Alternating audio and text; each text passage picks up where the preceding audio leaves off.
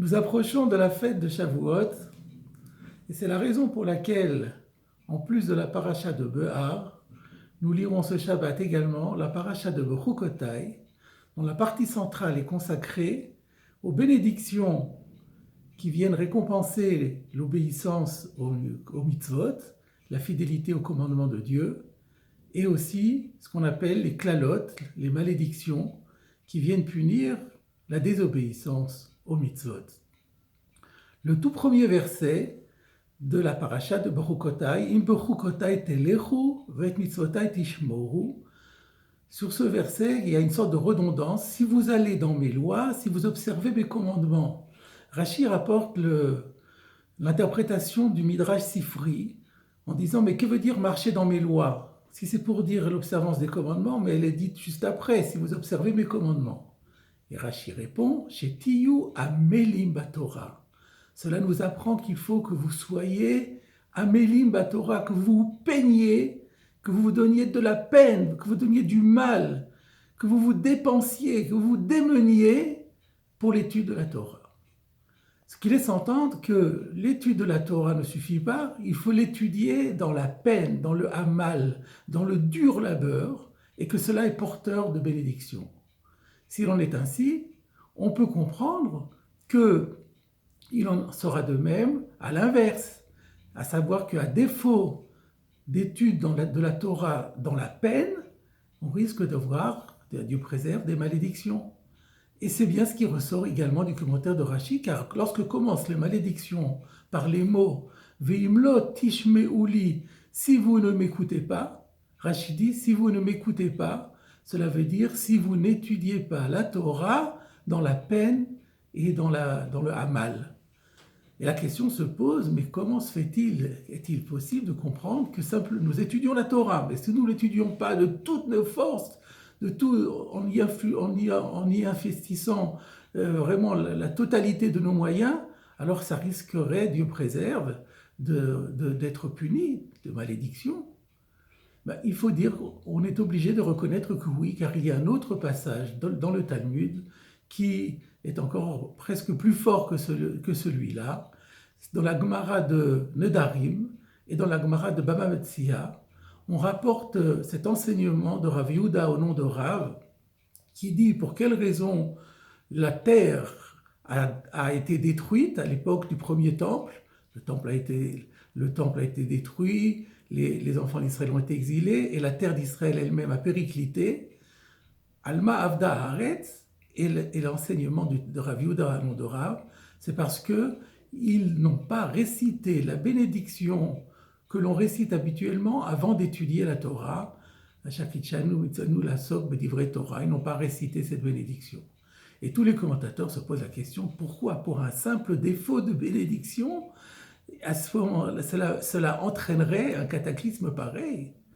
Et le Ran, Rabbeinu Nissim de Barcelone, rapporte dans son commentaire sur le Darim qu'il a trouvé dans les écrits qui n'étaient pas divulgués, Megillat Setarim, du fameux Rabbeinu Yona de Gérone, la réponse à cette question. Et il dit effectivement, il ressort du passage que les Béné Israël étudiaient à l'époque la Torah. Et c'est pourquoi le texte du Talmud là-bas dit que ni les prophètes ni les sages ne comprenaient la réponse à la question pourquoi la terre a-t-elle péri. Et c'est parce qu'ils étudiaient la Torah, mais ils ne récitaient pas la bénédiction avant. Ça veut dire qu'ils n'avaient pas compris l'importance de l'étude de la Torah. Pour eux, l'étude de la Torah, c'était, semble-t-il, simplement un moyen de savoir quels étaient les mitzvot que Dieu nous demande d'accomplir. C'était une sorte de mode d'emploi, c'était une sorte de code de loi. D'autres disent aussi que considéraient la Torah comme une science profane. Ils déniaient le caractère profondément religieux de l'étude de la Torah. L'étude de la Torah est une mitzvah en soi, et pas n'importe laquelle des mitzvot, c'est une mitzvah qui équivaut à toutes les mitzvot réunies. Parce que quand on se plonge dans l'étude de la Torah, on a accès finalement à la pensée divine elle-même. On prend une sorte de bain de divinité. Et c'est parce qu'ils avaient été mésalzel, ils avaient méprisé cette dimension profondément religieuse de l'étude de la Torah. C'est pour ça qu'il ne récitait pas la bénédiction. Donc cette absence de bénédiction était révélatrice d'un état d'esprit par rapport à la Torah. Et c'est cela qui a entraîné malheureusement la destruction du Second Temple, l'exil et la périclitation de la terre d'Israël.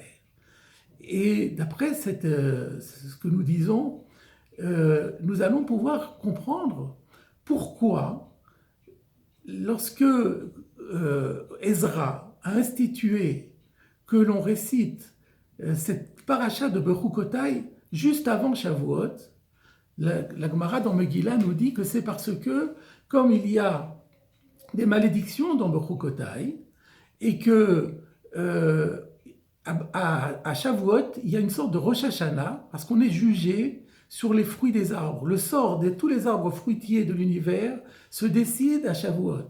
Et donc, pour une sorte de teshuva, d'exhortation à la teshuva, pour signifier que nous voulons que les malédictions soient derrière nous et que nous commencions une nouvelle année dans les bénédictions, c'est pourquoi on lit la paracha de Bechukotai juste avant Shavuot. Et alors le Rav Ruderman, que j'ai souvent cité ici, pose la question en disant « Mais il y a encore un autre passage dans la Torah où il y a les malédictions, c'est celui que nous lisons à Kitavo et que nous lisons d'ailleurs avant la fête de Rosh Hashanah. Pourquoi Ezra a-t-il institué que ce soit les malédictions de Bechukotai que nous lisions avant Shavuot ?»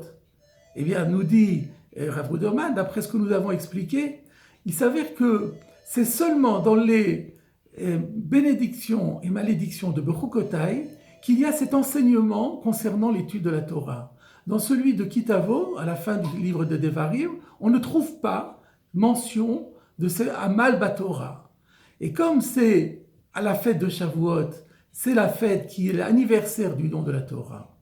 Et plus encore, que toutes les 7 semaines de la Sfirat HaOmer, du compte de la période de l'Omer, c'est une période préparatoire à cet anniversaire de la réception du don de la Torah.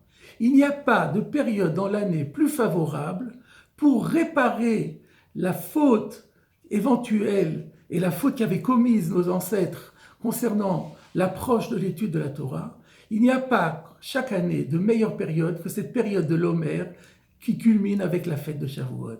Et c'est la raison pour laquelle c'est Ezra, très intentionnellement, a demandé que ce soit la paracha de Bechukotai qui soit lue juste avant, ou presque juste avant, la fête de Shavuot.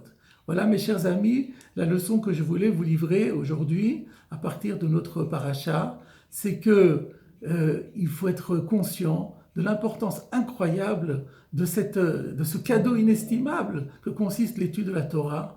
La Torah ne doit pas être étudiée simplement pour satisfaire notre curiosité, comme une gymnastique intellectuelle. La Torah doit être étudiée parce qu'elle nous permet de nous élever infiniment vers Hachem.